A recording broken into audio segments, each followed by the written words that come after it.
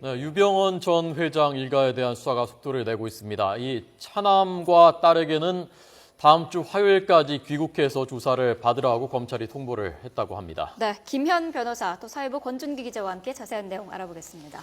어서 오십시오. 어서 오십시오. 안녕하십니까. 네. 안녕하십니까. 자, 우선 수사 상황부터 좀 정리를 해주시죠. 어떻게 진행되고 있는지. 네, 세월호 사건 이후에 유병언 회장 일가에 대한 지금 수사가 인천지검 특별수사팀을 통해서 지금 진행이 되고 있습니다. 예. 크게 보시면 유병언 회장 일가의 이 경영상 비리 혐의 이 부분에 대한 수사가 진행이 되고 있고요. 그리고 유병언 회장 일가가 갖고 있는 숨겨둔 재산 이걸 찾아내는 부분에 대한 수사가 또 진행이 되고 있습니다. 쉽게 말씀드려서 경영상 비리를 확인하는 부분은요. 특히 유 회장 일가가 I1I라는 지주회사를 통해서 수십 개의 계열사를 갖고 있는 걸로 지금 파악이 되고 있는데 예. 경영상의 비리를 저질렀는지 확인하는 부분은 그러니까 횡령, 배임, 탈세를 저질렀는지 보는 이유가요. 청해진 해운이 이 세월을 갖고 있는 선사인데 이 청해진 해운을 비롯한 계열사를 이렇게 부실하게 경영하면서 정작 유 씨 일가의 배를 불렸는지 이 부분을 보겠다는 겁니다. 그러니까 지금 결국에는 사고 원인도 이 선박을 부실하게 관리를 했거나 아니면 선원들에 대한 안전교육이라든지 선원들에 대한 부실 처우라든지 여러 가지 경영상의 부실 때문에 빚어진 일이기 때문에 과연 유 씨 일가가 이 경영상 비리를 저질렀는지 횡령 배임을 통해서 회사를 그만큼 부실하게 만들었는지 이 부분에 대해서 보겠다는 겁니다. 그리고 제3 부분은 결국에는 이 막대한 이 손해배상 그리고 구상권 청구 소송이 이어질 텐데 과연 그렇다면 유 회장 일가에게까지 책임을 묻게 된다면 이 어마어마한 이 손해배상 액수들 확보하기 위해서는 일단 숨겨둔 재산도 찾아내야 된다. 이런 판단에 따라서 지금 수사가 진행 중입니다. 네.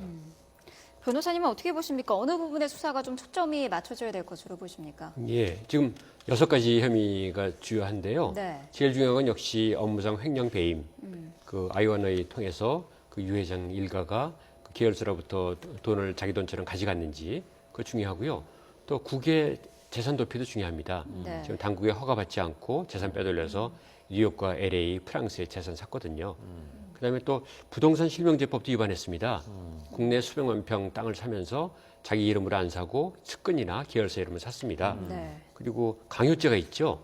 강요죄요? 예, 자기 사진 작품을 예. 계열사한테 부당한 거액으로 그 강멸했습니다. 네. 그 형법상 강요죄 성립하고요. 그리고 또 뇌물 공여 및 정치자금법 위반. 이 뇌물들을 그 검사기관이나 관련 공무원들한테 줘서 아마 선박검사 내지는 운항관리를 좀 부당한 편의를 받은 것이 아닌가 그런 의혹 받고 있습니다. 예. 네. 강요도 그렇고요. 이게 지금 이 계열사들이 다 뭐 신도일 가능성도 있고 그렇지 않더라도 이게 끈끈하게 뭉쳐져 있기 때문에 과연 거기서 진술을 잘 확보할 수 있을 것인가? 달력을 뭐 한 부에 500만 원인가에 팔았다고 하는데 그거 우리가 사진 작품 가치가 있어서 산 것이다. 이렇게 나오면 이걸 어떻게 입증할 것인가? 그런 부분이 좀 우려가 들기도 하거든요. 예, 과거의 오대양 사건에서도 보면 네. 그 유 회장이 4년간 그 사기 혐의로 복역한 적이 있죠. 예. 이번에도 그 종교 헌금 자체는 문제 삼을 지가 없지만은 예. 신도들을 속였다거나 속여서 이익을 취했거나 또는 그 공갈을 해서 협박을 해서 강제로 그 반환 청구권을 포기시킨다거나 그러면 또 그 형사상 처벌할 수 있습니다.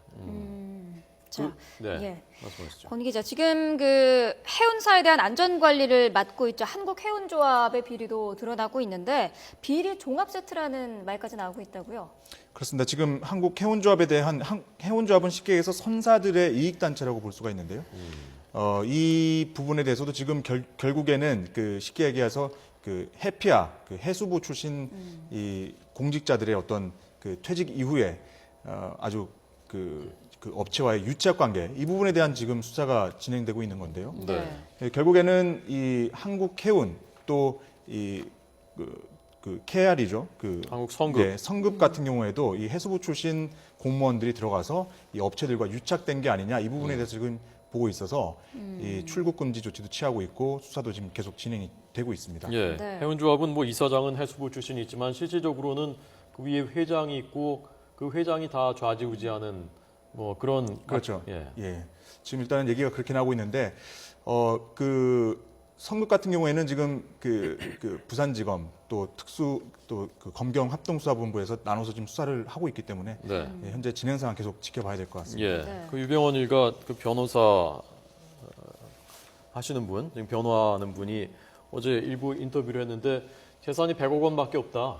유 전 회장 일가는 그건 뭐 다 내놓겠다 필요하다면 이렇게 얘기했다면서요. 그렇습니다. 이번 책임에 대해서 뭐 책임을 통감한다라고 하면서 100억 원 재산 내가 가진 거는 100억 원 단데 예. 이거는 내놓겠다라고 얘기를 했습니다. 그런데 지금 이미 얘기가 나온 것처럼 유 회장 일가가 갖고 있는 재산이 2,400억 플러스 알파가 될 것이다라는 지금 얘기가 나오고 있기 때문에 과연 100억 원이라는 얘기가 이 정도에서 꼬리를 자르려는 건지 아니면 추후에 있을 일을 좀 미리 좀 그 예방 차원에서 이렇게 언급을 하는 건지 좀 봐야 될 것 같은데요. 특히 어떻습니까? 수사하면 이거 다 지금 명의는 다 분산시켜 놓고 뭐 측근 명의로 해놓고 이랬단 말입니다. 다 밝혀낼 수 있을 것 같습니까? 뭐 이 부분 잘 아시는 것처럼 유병훈 회장은 이미 오대양 사건 이후로 거의 잠적한 상태, 뭐 은신 중이다 이런 표현도 쓰고 있는데요. 예. 실제로 유병헌 회장 소유로는 거의 재산이 없고 부동산도 갖고 있지 않다. 그리고 경영 일선에서 결제도 하고 있지 않다. 이렇게 마치 얘기가 유령처럼 되어 있는 거죠. 그렇죠. 그렇기 때문에 과연 유 씨 일가에게 책임을 물릴 수 있을 것인가 이 부분에 대해서는 사실 이 법조계에서도 사실 의견이 분분한 걸로 알고 있습니다. 네. 변호사님은 어떻게 보십니까? 100억 원 이상의 배상도 할 수 있을 것으로 보시나요? 과연 남은 2,400억 재산을 그 유 회장이 실제 소유자인지 그걸 네. 입증을 해야 되겠죠. 그리고 해외에 상당히 많이 은닉해 놓은 걸로 알고 있는데요. 결국은 은닉 재산을 얼마 만에 찾느냐, 그거가 관건일 걸로 보입니다. 아까 그 횡령 배임 혐의를 비롯해서 혐의들이 쭉 있었는데 지금 법적으로는 이 유병헌 전 회장이 CEO도 아니고 대주주도 아니고 자 이렇다면은 횡령 배임 혐의를 그 유병헌 전 회장한테 적용할 수가 있습니까? 주주라고 해서 회사의 행위에 대해서 책임지는 건 아니죠. 예. 다만 위법 행위로 그 실질적으로 경영에 관여했을 때, 그래서 회사에서 벌어진 그런 형사처벌 대상 행위와 관련이 됐을 때, 그때는 처벌할 수 있는 겁니다. 그러니까 실질적인 경영 활동에 참여했다는 네. 주도했다는 것을 입증해내면 그러면 횡령이든 배임이든 이런 것들을 다 예. 혐의를 적용할 수 있다는 말씀. 그렇습니다. 그걸 입증하려면은 예컨대 뭐 진술도 있어야 될 거고요. 네, 뭐 증인의 진술이 있을 거고요. 예. 그리고 이번 사건의 경우는 그 선박에 대한 부실 검사, 또 운항 관리에 대한 그런 그 검사 기관의 묵인 네. 이런 거에 대해서 그 유씨 일가가 좀 영향을 미치지 않았을까 네. 그런 추측을 하고 있으니까요. 예. 고기 수사를 해야 될 것 같습니다. 예. 그 경영 활동 참여 부분에 혹시 종교도 그 연관지어서 묶을 수가 있을까요? 왜냐하면 관련된 업체들이 다 구원파라는 종교로 연결고리를 찾을 수 있다라는 보도가 나와서 말씀드리는 건데요. 네. 네, 종교와 관련해서도 좀 연관성을 찾을 수 있을까요? 그건 직접 연관성을 찾기는 쉽지 않을 것 같습니다. 네.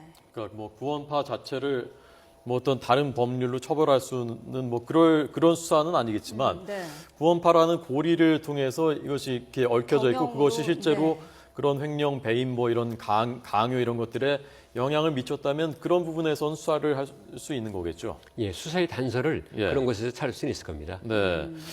네, 그러니까 지금 구원파 같은 경우는 특히 어제는 기자회견을 자청해서 그 입장을 밝혔었는데요. 네, 네. 유병헌 회장은 신도 중에 한 명일 뿐이다.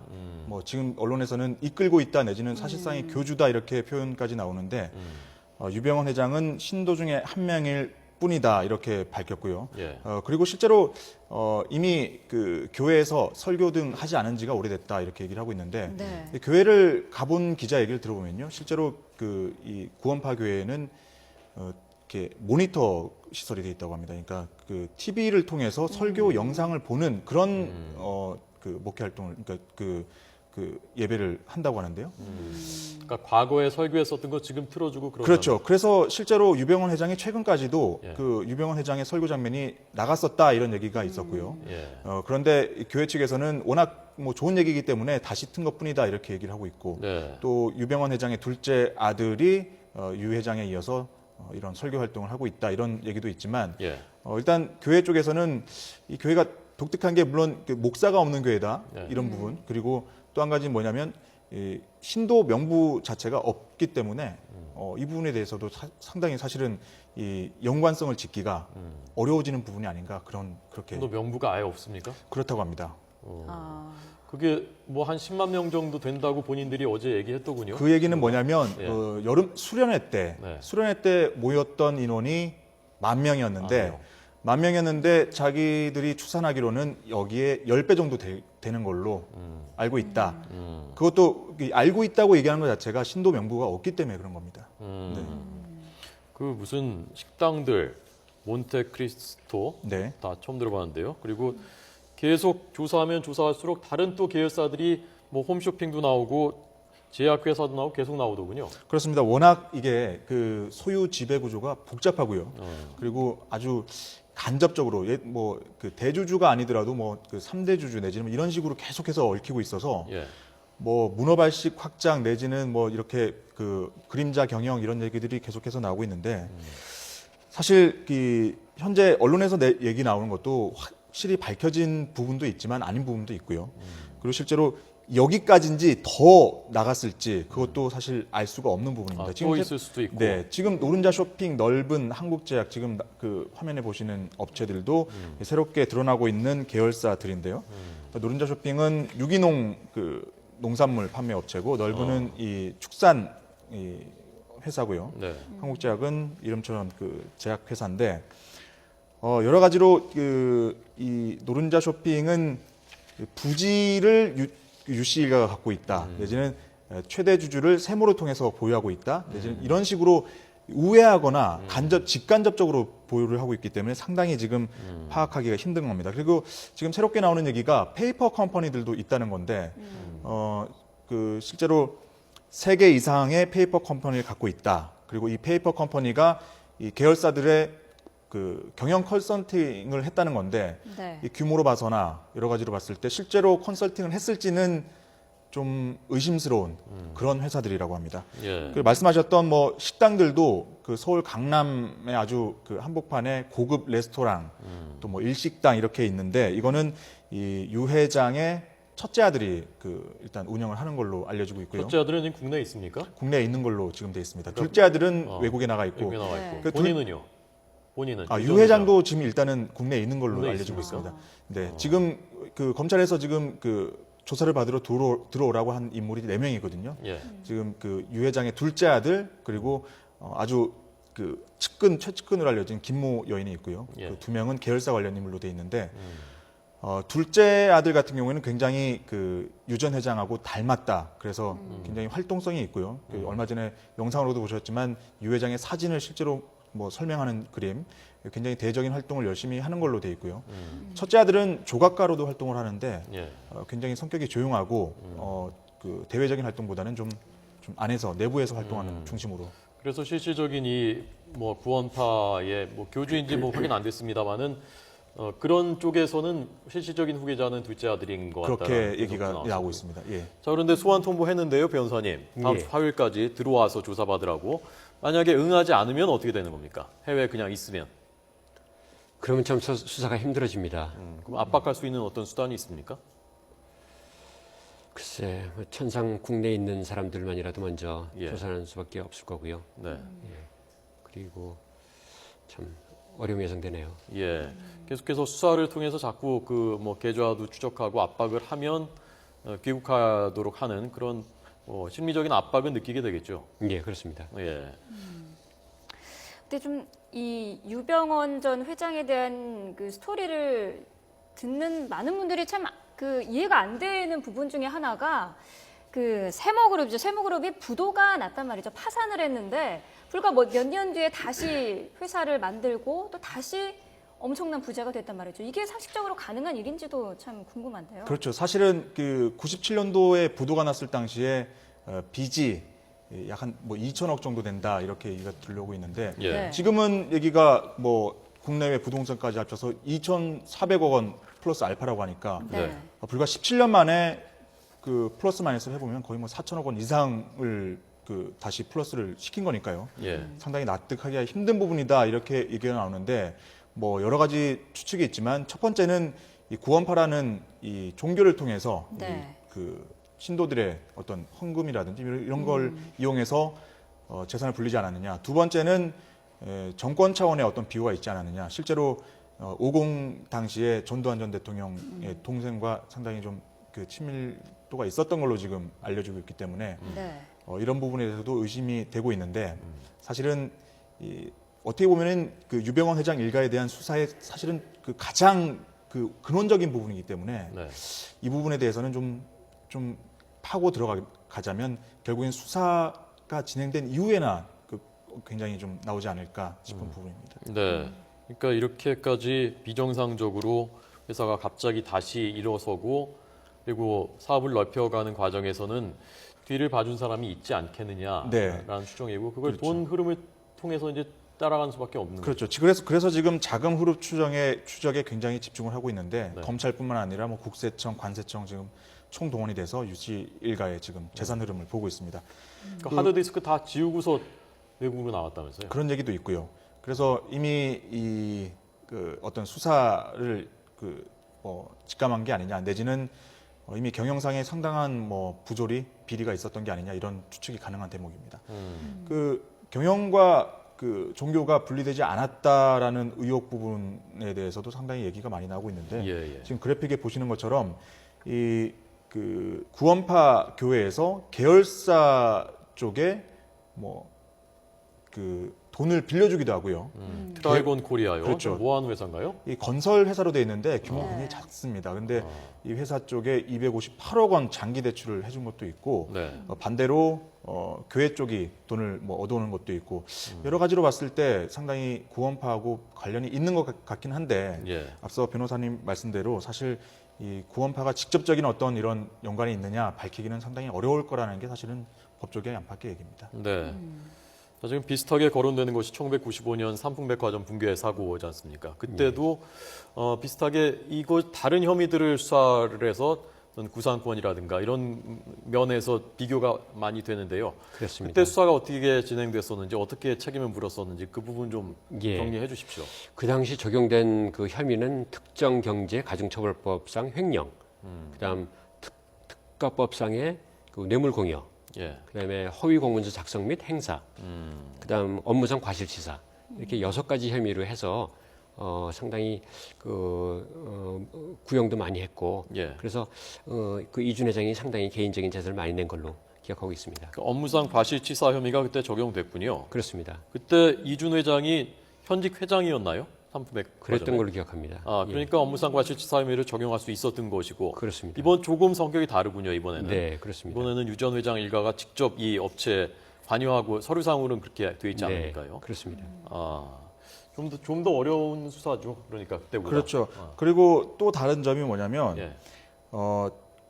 같은 점이 뭐냐면 상품백화점 같은 경우도 당시에 상당히 매출 구조가 좋지 않았고 그리고 지금 청해진 해운 같은 경우도 빚이 더 많은 회사거든요. 예. 그래서 이 상품백화점 내지는 청해진 해운의 능력만으로는 예. 손해배상이라든지 구상권 청구가 어려울 거라는 거죠.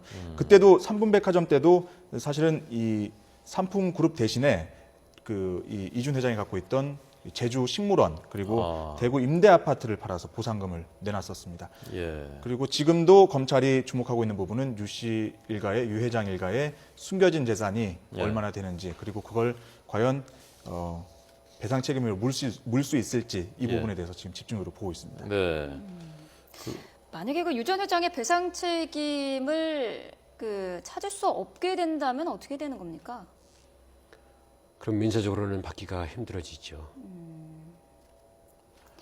아니 그러니까 구상권을 청구하는 것도 이 사람이 실질적인 이곳의 수유주나 경영자였다라는 것을 입증해야 구상권도 청구할 수 있는 거죠. 그렇습니다. 그걸 네. 입증하지 못할 가능성도 배제할 수 없는 건가요? 네, 그렇게 된다면 뭐 지금 드러난 자산 그리고 지금 갖고 있는 선박보험금 약 100억 원 이거밖에 없으니까 예. 그걸로는 지금 너무나 천문학적인 손해가 발생해서 예. 그걸 다 배상하기 힘듭니다. 예. 다행인 거는 그래도 한국해운조합의 그 보험이 1인당 3억 5천만 원을 한도로 하는 그런 그 배상 책임이 있어서 네. 그나마 좀 보상은 상당히 될 것 같습니다. 예.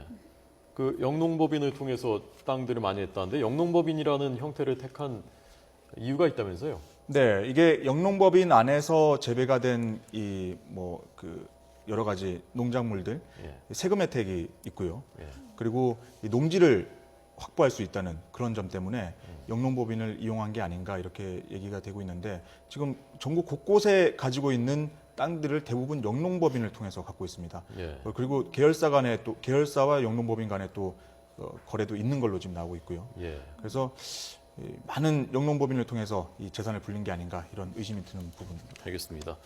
자, 김현 변호사님, 권준기 기자에게 지금까지의 수사 상황 들었습니다. 잘 들었습니다. 감사합니다.